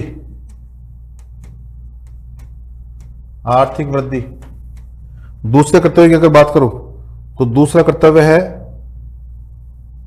निर्माण क्षमता, बिल्ड कैपेसिटी, निर्माण क्षमता, ठीक है ना। और नागरिक सशक्तिकरण, नागरिक सशक्तिकरण, ठीक है ना। और तीसरे कर्तव्य की अगर बात करूं तो तीसरा कर्तव्य कौन सा है? सबका साथ सबका विकास। सबका साथ सबका विकास, ठीक है। ये 3 कर्तव्य हमारे यहां पे काम में लिए गए किसके द्वारा? श्रीमती निर्मला सीतारमन के द्वारा। 9वां बजट था, सेकंड नंबर पे आ चुकी हैं, ठीक है।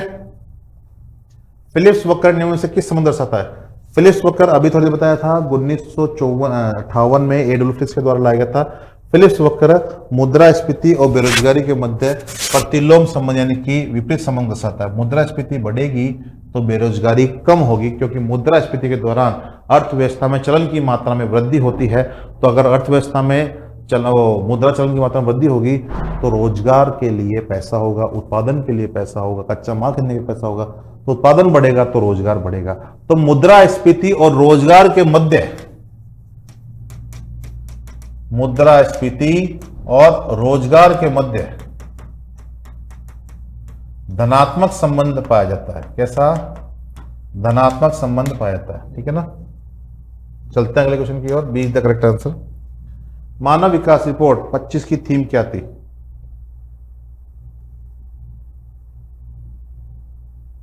मानव विकास रिपोर्ट 2025 की थीम क्या थी? ठीक है ना। एचडीआई रिपोर्ट जो आई है हमारी 2025 की, उसकी थीम क्या थी? ठीक है ना।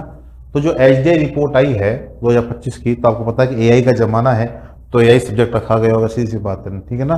तो ये मैटर ऑफ चॉइस, चयन का सवाल, ठीक है ना। ए मैटर ऑफ चॉइस, चयन का सवाल, पीपल, लोग, and possibility in the age of AI, ठीक है ना। एआई के युग में लोग और संभावनाएं। कितने देशों ने भाग लिया? इस रिपोर्ट तैयार हुई 193 कंट्रीज की रिपोर्ट इसमें कंट्री थी। कब आई रिपोर्ट? 6 मई 2025 को ये रिपोर्ट जारी की गई थी। कब की गई थी? 6 मई 2025 को ये रिपोर्ट जारी की गई है। कितने सदस्य थे, मेंबर्स थे? 193 मेंबर्स इसके अंदर दर्ज किए गए हैं, ठीक है। चलिए अगला क्वेश्चन है बेटा हमारा, मानव विकास रिपोर्ट 25 के संदर्भ में निम्न कथनों विचार कीजिए। मानव विकास रिपोर्ट 25 के अनुसार वर्ष 2023 में भारत की एचडीआई रैंक 130वीं रही है। वर्ष 2023 के लिए भारत का एचडीआई मूल्य 0.685 दर्ज किया गया है। मानव विकास रिपोर्ट 25 में भारत को उच्च मानव विकास श्रेणी में रखा गया है, ठीक है ना। तो भारत की रिपोर्ट पे चर्चा की जा रही है, तो देखते हैं भारत की रिपोर्ट क्या है। देखिए एचडीआई 2025 रिपोर्ट जारी की गई है, वो वर्ष 2023 के लिए है, ठीक है। टोटल कंट्रीज थे 193। इनमें से अगर इंडिया की बात की जाए कि इंडिया का स्थान कौन सा रहा है, तो इस बार स्थान रहा है 130, 130वां स्थान हमारा रहा है इसके अंदर। यानी कि पहला स्टेटमेंट तो एकदम सही है। अब बोल रहा है कि साहब स्कोर कितना गया है, तो भारत का एचडीआई स्कोर था 0.685, यानी कि ये स्टेटमेंट भी सही है, दूसरा स्टेटमेंट भी यहां पर ठीक है ना। तीसरा, मानव विकास रिपोर्ट 25 में भारत को उच्च मानव विकास श्रेणी रखा गया है, ठीक है ना भाई। मानव विकास श्रेणियां 4 होती हैं, 0 से लेके 1 तक अधिकतम मान होता है। 1 अधिकतम मान होता है, सबसे कम मान कौन सा होता है, 0 होता है। तो 4 श्रेणियां बताई गई हैं। 550 सबसे नीचे होती है, 550 से नीचे वाली होती है मध्यम, ठीक है ना। और 800 से ऊपर वाली होती है उच्च विकास, उच्च मध्यम होती है 800 से 700 वाली, ठीक है ना। तो हम कौन सी में है, हम कौन सी में है, ठीक है ना, हम मध्यम में हैं बेटा। हम किस में हैं, हम मध्यम में हैं। तो हम लोग मध्यम विकास श्रेणी, यानी कि ये स्टेटमेंट बिल्कुल गलत है। तो आंसर क्या हो जाएगा यहाँ पे, पहला और दूसरा स्टेटमेंट सही है, तीसरा स्टेटमेंट गलत है। तो ए इज द करेक्ट आंसर। अगला क्वेश्चन है, भारत के पड़ोसी देशों में वर्ल्ड हैप्पीनेस रिपोर्ट 25 के अनुसार सबसे बेहतर रैंक किस देश की है, Bharat, Pakistan, Sri Lanka, Nepal. World happiness index report 2025 हर साल 20 मार्च को ये जारी की जाती है। हर साल 20 मार्च को ये रिपोर्ट जारी की जाती है। क्यों 20 मार्च को, क्यों 20 मार्च को विश्व खुशहाली दिवस मनाया जाता है। क्या मनाया जाता है बेटा, विश्व खुशहाली दिवस मनाया जाता है, ठीक है ना। विश्व खुशहाली दिवस मनाया जाता है। अगर आप बात की जाए जब टॉप पे कौन चल रहा है, टॉप पे चल रहा है फिनलैंड, टॉप पर चल रहा है फिनलैंड। अब बात कर रहा है ये हमारे पड़ोसी देशों की, ठीक है ना, बात कर रहा है हमारे। तो भारत की रैंक की बात करूं तो 2025 जो रिपोर्ट आई उसमें भारत की रैंक है 118, कितनी है 118। पाकिस्तान की रैंक है 109, कितनी है 109। बांग्लादेश की है 134, बांग्लादेश की कितनी है 134। श्रीलंका 133 और नेपाल 92। अब देख लो साहब, तो नेपाल में खुशहाली ज्यादा है, पाकिस्तान में भी खुशहाली हमसे ज्यादा है, ठीक है ना। अब सबसे कम किसका है, नेपाल का है, सबसे कम किसका है, नेपाल का है, ठीक है ना। मतलब पाकिस्तान में भी खुशहाली हमसे ज्यादा है इस वक्त। हमारे यहाँ प्रॉब्लम, भ्रष्टाचार भी शामिल है इसके अंदर, ठीक है ना। चयन की स्वतंत्रता, भ्रष्टाचार, हर चीज को यहाँ पे देखा जाता है। प्रति व्यक्ति आय को, चयन की स्वतंत्रता, हर चीज को यहाँ देखा जाता है। तथ्यों पर विचार करना है। राष्ट्रीय संकेतक फ्रेमवर्क को विकसित करने का दायित्व सांख्यिकी कार्यक्रम कार्यान्वयन मंत्रालय को दिया गया है, यानी कि मौसमी को दिया गया है, ठीक है। एनआईएफ का उपयोग राष्ट्रीय व राज्य स्तर पर एसडीजी यानी कि सस्टेनेबल गोल्स की प्रगति की मॉनिटरिंग के लिए किया जाएगा। नवीनतम एनआईएफ जून 2025 में संकेतों की संख्या 306 है ना। देखिए एनआईएफ यानी कि नेशनल इंडिकेटर फ्रेमवर्क को विकसित करने का MoSPI, ministry of statics and programme information को दिया गया है, बिल्कुल ठीक है, उसी को दिए गए। कब की बात है ये, ठीक है ना, 25 की बात है, ठीक है। दूसरा, ये क्या काम करेगा, जो गोल्स है हमारे, जो 17 गोल्स है एचडीएच सतत विकास सूचकांक के जो गोल है, 17 गोल है, उनका राष्ट्रीय स्तर पर और राज्य स्तर पर उनके आधार को मापेगा ये, ठीक है ना, उनको मापे, गोल्स को मापेगा, उनके स्कोर नापेगा, तो ये भी ठीक है। नवीनतम एनआईएफ 25 के अनुसार संघ संख्या 306 नहीं 284 बेटा भी है, 284 है ये, ठीक है ना। तो ये गलत हो गया हमारा स्टेटमेंट। तो आंसर क्या हो जाएगा, पहला और दूसरा, ठीक है ना, ए इज द करेक्ट आंसर। चलते हैं अगले क्वेश्चन की ओर। एसडीजी इंडिया इंडेक्स 23-24 में 17 में से 16 लक्ष्यों के आधार पर राज्य का समग्र स्कोर निर्धारित किया गया है, ठीक है।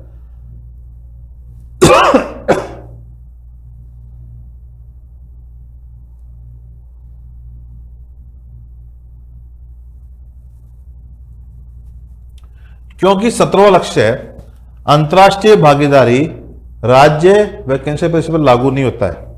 आपसे पूछ रहा है कि ए आर पूछा है, ए आर दोनों सही है, आर ए की सही व्याख्या करता है, ए आर दोनों सही परंतु आर ए की व्याख्या नहीं करता है, ए सही आर गलत, ए गलत आर सही, इसकी व्याख्या करते हैं। 17 गोल हैं आप सभी जानते हैं, लेकिन हमेशा 16 पे ही काम किया जाता है, हमेशा 16 पे ही काम किया जाता है, ठीक है ना। 16 की गणना 17 की हम गणना नहीं करते हैं, है ना, भागीदारी।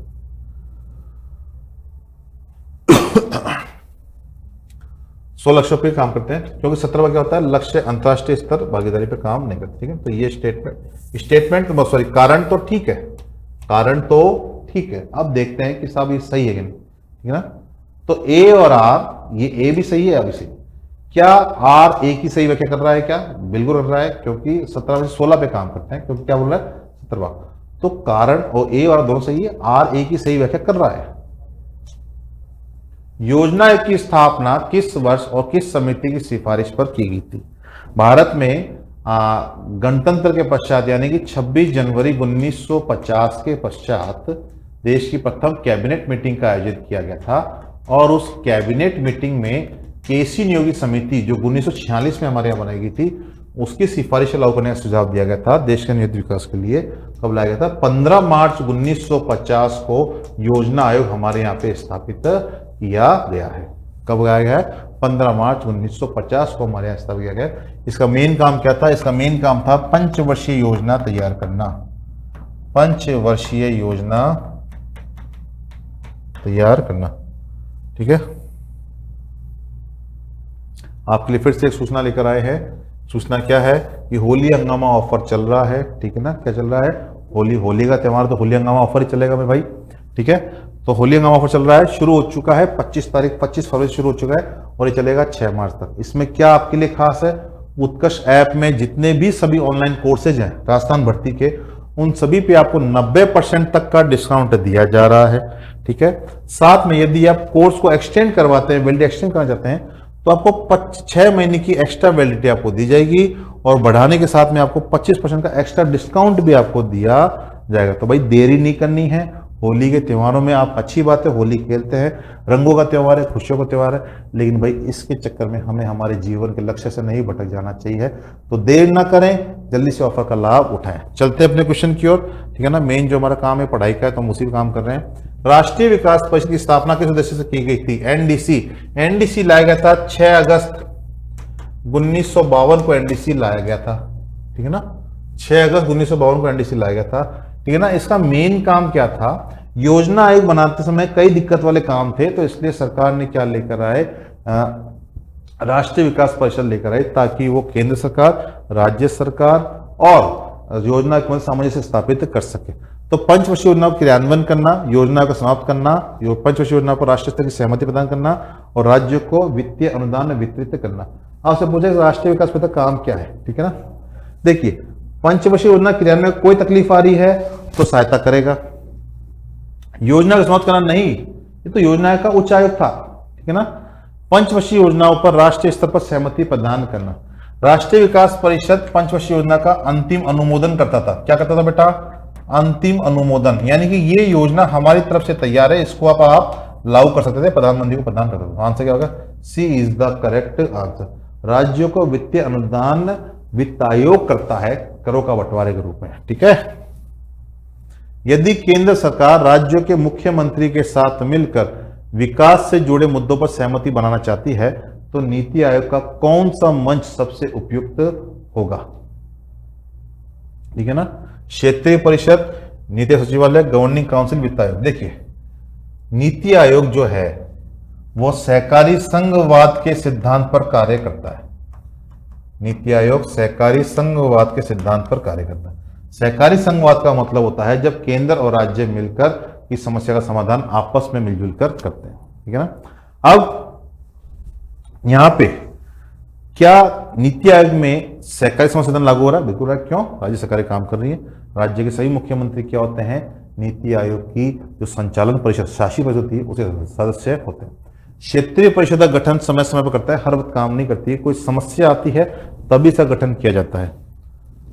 लेकिन जो हमारी गवर्निंग काउंसिल होती है, इसमें सभी राज्यों के मुख्यमंत्री, सभी केंद्र शासित प्रदेशों के प्रशासक इसमें शामिल किए जाते हैं। ठीक है ना, वो सभी शामिल रहते हैं। कब किया गया गठन इसका? इसका गठन किया गया है 16 जनवरी 2015 को इसका गठन किया गया है। फरवरी है, जनवरी नहीं है, फरवरी है। 16 फरवरी 2015 को इसका गठन किया गया है। ठीक है ना, अभी जो इसकी बैठक की बात हो तो लास्ट बैठक 25 में हुई है, वो 25 में होगी, सॉरी, वो आयोजित की गई थी 24 मई 2025 को आयोजित की गई, फरवरी आ चुका है ना, ठीक है ना।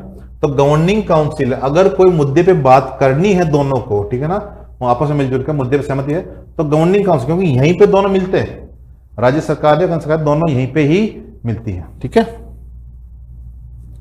फिर से आपके लिए वही ऑफर, होली हंगामा 25 फरवरी से 6 मार्च तक चल रहा है। जितने भी ऑनलाइन कोर्स है 90% तक आपको छूट मिलेगी। 6 महीने की एक्स्ट्रा कोर्स वैलिडिटी है, और कोर्स वैलिडिटी बढ़ाते हैं तो उससे आपको 25% का एक्स्ट्रा डिस्काउंट दिया जाएगा, ठीक है बच्चों। चलिए चलते हैं अगले क्वेश्चन के ऊपर। नीति आयोग की 10वीं गवर्निंग काउंसिल बैठक 2025 का मुख्य विषय क्या था? आत्मनिर्भर भारत, सहकारी संघवाद, विकसित भारत के लिए विकसित राज्य 2047 और समावेशी विकास की रणनीति, ठीक है ना। तो जो 10वीं गवर्निंग काउंसिल बैठक हुई थी, इसमें ये बोला गया था कि हम लोग, मतलब सरकार ने बोला था कि देश को 2047 तक क्या करना है बेटा? विकसित देश के रूप में विकसित करना है, विकसित करना है। तो उन्होंने क्या रखा था? विकसित भारत के लिए विकसित राज्य, राज्य विकसित होगा तभी तो देश विकसित होगा, क्योंकि नीति आयोग ये मानता है कि मजबूत राज्य ही मजबूत देश का निर्माण करते हैं। ये नीति आयोग का उद्देश्य है कि मजबूत राज्य ही मजबूत देश का निर्माण करते हैं। यहाँ क्या बोला? विकसित राज्य होगा तो विकसित भारत रहेगा। 47 तक काम हमें करना है। सहकारी संघवाद हमारा काम करने का सिद्धांत नीति आयोग का, जिसमें केंद्र और राज्य आपस में दोनों मिलजुल की समस्या का समाधान करते हैं। आत्मनिर्भर भारत हम लोग 14-15 में ले आए थे। समावेशी विकास की रणनीति हमारी 11-25 में चल रही है। तो सी इज द करेक्ट आंसर। बुरी मुद्रा अच्छी मुद्रा को चलन से बाहर कर देती है, यह किसका सिद्धांत है? केन्ज, फ्रीडमैन, ग्रेशम और मार्शल। यह सिद्धांत किसने दिया है? ठीक है ना। तो यह सिद्धांत तो बहुत पुराना सिद्धांत है, ठीक है ना। अर्थव्यवस्था में दो प्रकार की मुद्रा चलती है, अच्छी मुद्रा और बुरी मुद्रा, ठीक है ना। अच्छी मुद्रा को चलन से बाहर करती है बुरी मुद्रा। जब जनता धीरे धीरे खराब मुद्रा का प्रयोग करती है तो धीरे धीरे अच्छी मुद्रा बाजार से गायब। ब्लैक मनी आ गया, ब्लैक मनी मार्केट ज्यादा आ जाएगा तो जो लीगल मनी है उस पर दबाव बढ़ता चला जाएगा। ये किसका नियम है? ये ग्रेशम का नियम है। 18वीं शताब्दी के अंदर ये दिया गया था आई थिंक, ठीक है ना। तो सी इज द करेक्ट आंसर। तो ये थे बेटा आपके लिए कुछ इंपॉर्टेंट क्वेश्चंस, ठीक है ना। कुछ नए क्वेश्चंस लेकर कुछ और दूसरे क्वेश्चन लेकर जल्दी आपके साथ मुलाकात होगी। जाते जाते आपके लिए फिर से एक सूचना है, और सूचना ये है कि उत्कर्ष के जितने भी ऐप में राजस्थान भर्ती कोर्सेज हैं उन सभी कोर्सेज पे आपको क्या दी जा रही है? होली हंगामा के तहत 90% तक की छूट दी जा रही है। ये होली हंगामा 25 फरवरी से 6 मार्च तक रहने वाला है। यदि मान लीजिए आपने कोई कोर्स लिया है, उसकी वैलिडिटी आप बढ़वाना चाहते हैं, ठीक है ना, 6 महीने की आपको एक्स्ट्रा वैलिडिटी दे रहे हैं हम लोग यहाँ पे, और वैलिडिटी बढ़ाना चाहते हैं तो उस पर आपको 25% का डिस्काउंट दे रहे हैं। तो देर ना करें, होली के रंगों में ना खोएं, भांग पी के ना सोएं। कोर्स की वैलिडिटी बढ़ाने के लिए आप अभी से, कोर्स को प्राप्त करने के लिए अभी से आप एनरोल कर लीजिए। तो इसी के साथ आपसे विदा लेते हुए आप सभी को होली के त्यौहार की हार्दिक शुभकामनाएं मेरी तरफ से, उत्कर्ष की तरफ से और निर्मल सर की तरफ से आप सभी को होली की हार्दिक शुभकामनाएं। जय हिंद, जय भारत।